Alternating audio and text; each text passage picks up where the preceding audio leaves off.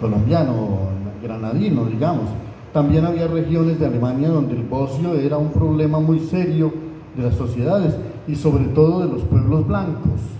A Humboldt lo asombró que hubiera mucho bocio entre los pueblos blancos y hubiera tan poco bocio entre los sitios y entre los negros, ¿no? Y en ese entonces él, a pesar de que mucho pensó el tema, no logró encontrar la solución de cuál era la causa del bocio, que era la falta de suficiente yodo en el organismo. El yodo mismo no había sido descubierto y aislado en ese momento, de manera que era muy difícil saberlo, pero abundaba el bocio no solamente en Arequipa, en Ambalema, en la Honda, ¿no?, sino que era como también un eco de las cosas que él había visto en Alemania, en Prusia, pero que tuviera tiempo para todo eso y que gastara tiempo en formular hipótesis, ¿no? Llegó a estar cerca, pero no llegó a encontrar la respuesta y la solución. Dijo, posiblemente tiene que ver con la alimentación, es posible que tenga que ver con el agua, con las fuentes de agua, ¿no? Bueno, y se supone que él era más un geógrafo y un vulcanólogo y no había tema que no le interesara. De igual manera se conmovió tanto con el caso de esa muchacha que yo cuento en la novela, a la que un corregidor dejó en el cepo y se fue viajando, una pobre indígena desnuda colgando de un cepo varios días en medio de las nubes de mosquitos como castigo por alguna cosa que la muchacha había hecho, y Humboldt iba cada vez más llenándose de admiración por la naturaleza, de asombro por la belleza de estas tierras, de gratitud por la generosidad con que sobre todo los pueblos indígenas lo trataron, y de indignación por las iniquidades que las autoridades coloniales ejercían, de indignación por la manera como de todo lo que había visto en el mercado de esclavos de La Habana y de Cartagena, porque él era un enemigo de la esclavitud en tiempos en que la esclavitud era para la mayor parte de los europeos lo más normal del mundo, era casi una ley de la naturaleza. Humboldt nunca se resignó a aceptarla y entonces denunció con mucha severidad los fenómenos de abuso de la condición humana y de esclavitud que había visto. Entonces, esa grandeza humana en todos los campos, que tiene tiempo para la economía, que tiene tiempo para los problemas médicos, que tiene tiempo para las cuestiones sociales y que está abierto desde todas las disciplinas, porque él además era Fausto, él sabía de todo, pues da la idea de un personaje tremendo. Y lo que yo me propuse en mi libro, más que contar con plenitud y con detalle el viaje de Humboldt, y más que contar con plenitud y con detalle la magnitud de la obra que Humboldt hizo,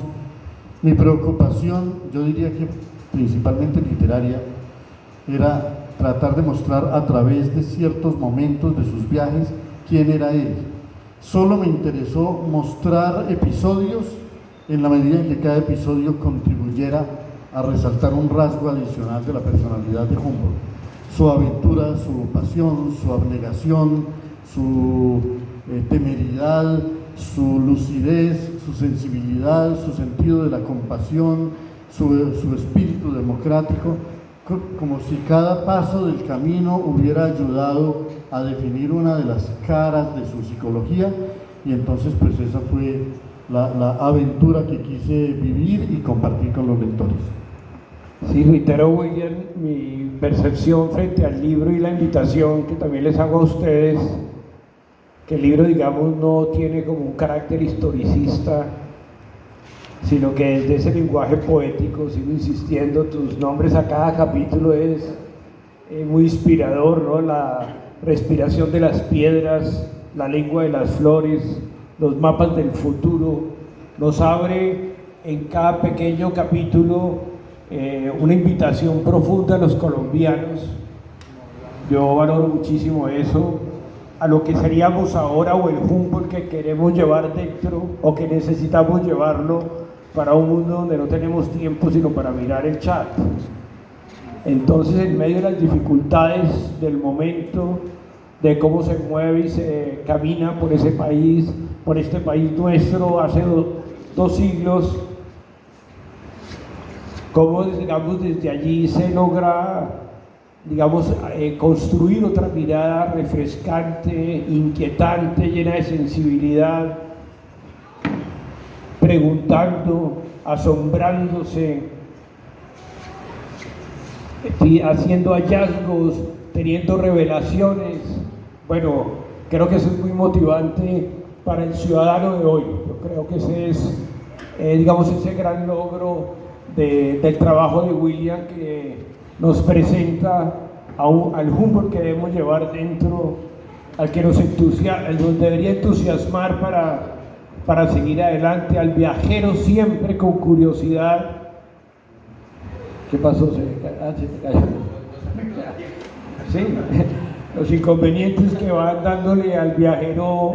otro camino. Pero bueno, creo que eso es lo que invito a entusiasmarlos, que es el ejercicio que tú has hecho con tu libro de mostrarnos al Humboldt que necesitamos hoy en día, y que su labor, su legado sigue siendo hoy, digamos, legítimo,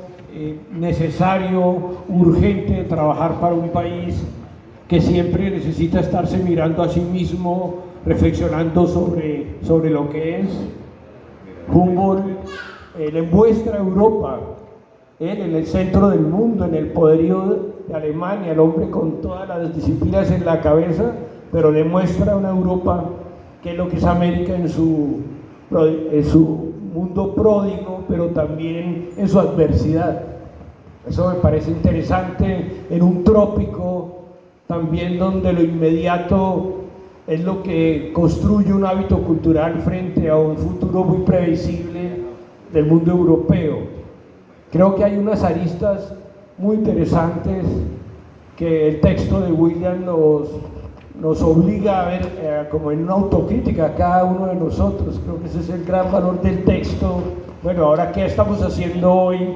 frente a lo que este señor 2 siglos atrás pues nos sacude el alma?